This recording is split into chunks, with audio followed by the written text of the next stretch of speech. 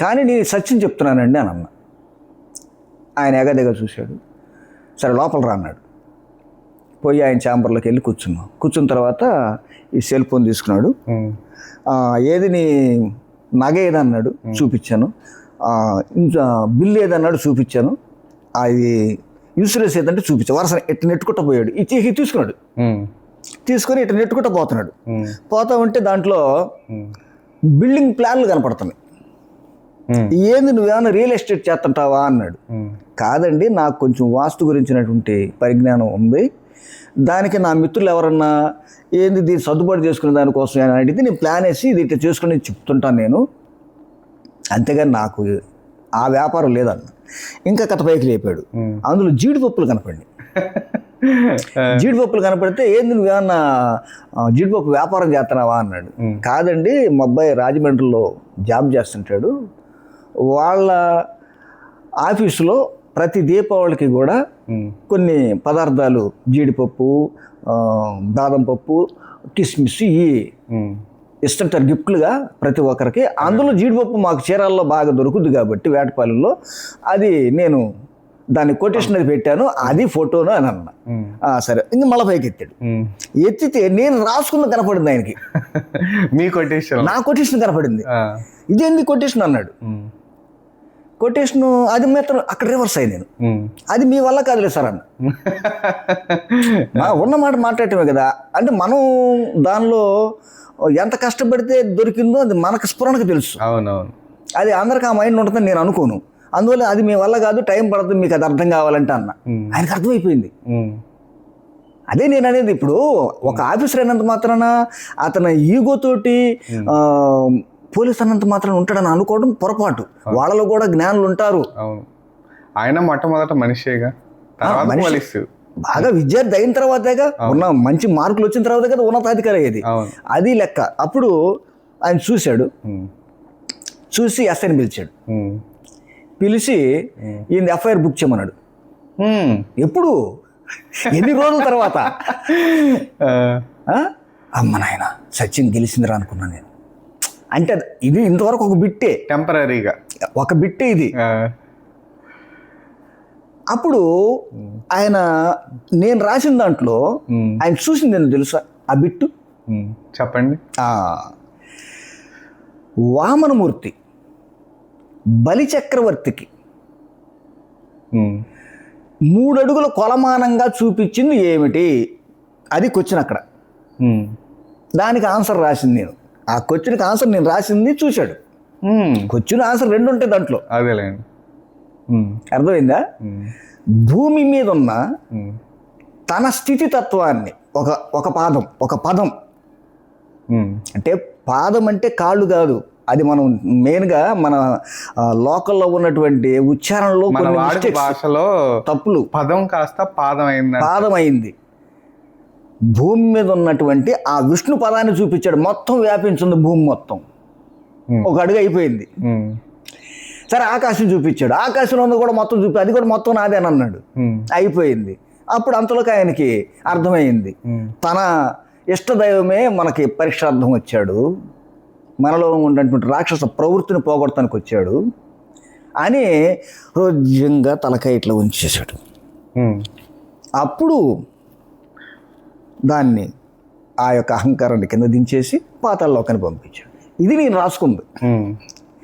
రుజ్యంగా తల ఉంచాడనే కాడికి ఆయన కూడా పొలకించిపోయినట్టుంది. వెంటనే అది చేశాడు. అప్పుడు నేను సత్యమేవ జయతే అని అనుకున్నా. తర్వాత ఇది సగం స్టోరీ. దీని తర్వాత ఇంకో సగం స్టోరీ ఉంది. చెప్పండి అది కూడా. ఓకే.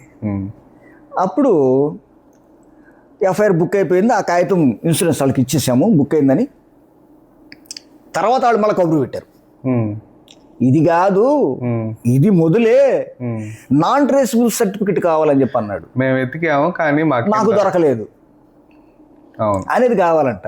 అప్పుడు మళ్ళీ విజయవాడ రైల్వే స్టేషన్కి వచ్చి ఏం సంగతి అంటే, అది మేము 6 నెలలు, కనీసం 6 నెలలు, కనీసం 6 నెలలు తర్వాత ఇస్తామే కానీ వాళ్ళ రూల్స్ ప్రకారం ముందుగా ఇప్పుడు వాళ్ళ కేసు పెడితే రేపే ఇచ్చేస్తే అది అవ్వదు, ఇవ్వడానికి లేదు. వాళ్ళు చేతులు పైకి ఎత్తినట్టు మా వల్ల కాదు నాన్ ట్రేసబుల్ సర్టిఫికెట్ ఇవ్వాలంటే. అవునవును. అది 6 నెలల నుంచి సంవత్సరం లోపల ఇస్తారంట. సంవత్సరం కల్లా క్లోజ్ అయిపోవాలి ఏ కేసు అయినా కానీ. 6 నెలల తర్వాత దొరికిందా దొరకలేదు ఏదో ఒకటి అక్కడ తేలాలి. రిపోర్ట్ 6 నెలల తర్వాతనే అన్నారు. సరే 6 నెలల తర్వాత పోయా. కాదండి 6 నెలల నుంచి సంవత్సరం లోపల అని అన్నాడు. సరేనే వదిలేసా. ఇక నాకు 11-12 నెలలు స్టార్ట్ అయిన కానీ మొదలైంది వ్యవహారం. ఇన్సూరెన్స్ వాళ్ళు అటుంచు ఏంది వస్తుందా రాదా అవును అని. ఇక నా ఆ చివరికి వచ్చేటప్పటికి సంవత్సరం చివరికి వచ్చేటప్పటికి ఎస్ఐ ఈ సిఐ దగ్గర నుంచి నాకు ఫోన్ వచ్చింది. నేను అప్పుడు రాజమండ్రిలో ఉన్నా. అబ్బాయి అక్కడ జాబ్. అదేలేండి. ఏమని పలానా రిపోర్టు ఇచ్చింది మీరేనా? ఆ పుస్తకం దాంట్లో ఉంటుంది, దీంట్లో ఉంటుంది. ఈ రాసుకున్న కథలోనే దీని రిపోర్ట్ కూడా రాసి పెట్టుకున్నా.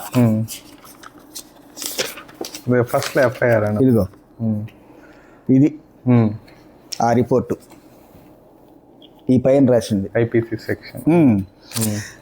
ఈ పలానా 275 నంబర్ గల రిపోర్ట్ ఇచ్చింది మీరేరా అని అన్న. అవును సార్ అన్న. అని చెప్పినంటే సరే మీరు వచ్చే సోమవారం మీరు 25 గ్రాములు పోయిందని చెప్పని మీరు కంప్లైంట్ ఇచ్చారు కాబట్టి ఆ బంగారం మీకు ఇచ్చేస్తాము, వచ్చేయండి అని అన్నాడు. మాదేమన్నా దొరికిందా సార్ అన్న. కాదు, మాకు ఒక దొంగ దొరికాడు, వాడి దగ్గర ఎక్కువగా బంగారం లభించింది, మీ రిపోర్ట్ ప్రకారం మీకు 25 గ్రాములు ఇవ్వాలి కాబట్టి అది ఇచ్చేస్తాం, ఆ కేసు రద్దు అయిపోద్ది అని చెప్పాను అన్నాడు. నేనన్నాను మన ఈగో పెచ్చుగా. నేనన్నాను మన కాన్సెప్ట్ అది కాదు కదా అన్న. ఎవరితోటి? సిఐ తోటి. మన కాన్సెప్ట్ అది కాదుగా అన్న. మరి ఎట్లా అన్నాడు. మనం ఇన్సూరెన్స్ గురించి కదా, నాన్ రెస్పాన్స్ సర్టిఫికేట్ ఇచ్చేది నేను ఇన్సూరెన్స్ తెచ్చుకుంటాను అన్న. నేను మిత్రుడికి ఒక మాట చెప్తున్నాను, అది జరగదు. ఇన్సూరెన్స్లో చాలా కథ ఉంటుంది దాంట్లో. దానికి కోర్టుకి పోయి మీరు ప్రూఫ్ చేసుకోవాల్సిన అవసరం కూడా ఉంటుంది ఒక సమయాన్ని బట్టి. అవన్నీ మీరు పడలేరు. ఆయన ఇచ్చే రిపోర్ట్ ప్రకారం వాళ్ళకి ఏదైనా డౌట్ వస్తే మన కోర్టుకు కూడా వెళ్ళాల్సి వస్తుంది. వెళ్తే అక్కడ నీదని ప్రూఫ్ అయితేనే కానీ ఉంటాయంట, దాంట్లో పెద్ద ప్రాసెస్ ఉందంట. మళ్ళీ మీరు ఈ ₹1,00,000 పెట్టుకున్నారండి, మీరేం చేస్తుంటారు, మీరు ఎలా కొన్నారు, ఇవన్నీ క్వశ్చన్లు అడిగే అవకాశం. అయ్యి ఆల్రెడీ అబ్బాయి జాబ్ లో ఉన్నాయి కాబట్టి అది ఇన్సూరెన్స్ ఉంది, అది ట్యాక్స్ బిల్లు. సరే ఏదైనా కానీ రిస్క్. ఇంకొకటి, నీకు పూర్తిగా ఆ ఇన్సూరెన్స్ పైకి మీకు ఎవరు నగ కొన్న రేటు నీకు రాదు, 50% కట్ అవ్వద్ది. ఈ బాధల కన్నా డైరెక్ట్ గా నీకు వచ్చేస్తుంది కదా. కాబట్టి ఈ రూట్ చాలా మేలు, నీకు అర్థం చేసుకో అన్నాడు. సార్ నాకు అది డైజెషన్ కాదండి.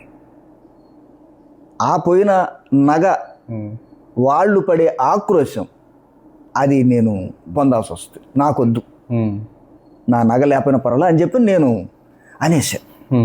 అనేసిన తర్వాత ఆయన లాస్ట్ మాట ఏం చెప్పాడంటే, ఒక్కసారి నా మాట ఏమి, ఒక్కసారి ఇన్సూరెన్స్ ఏజెంట్ ఉన్నాడన్నావు కదా, వాళ్ళకి ఫోన్ చేసి కనుక్కో, నీకు యాస్టీజ్గా వస్తుంది అనే నీకు వాళ్ళు చెప్తే నన్ను వదిలే, లేదంటే వచ్చేస్తే నేను నీకు ఇచ్చేస్తాను, నీకు క్లియర్ అయిపోద్ది అన్నాడు. సరేలే అన్న తర్వాత ఆ అబ్బాయికి ఫోన్ చేశా.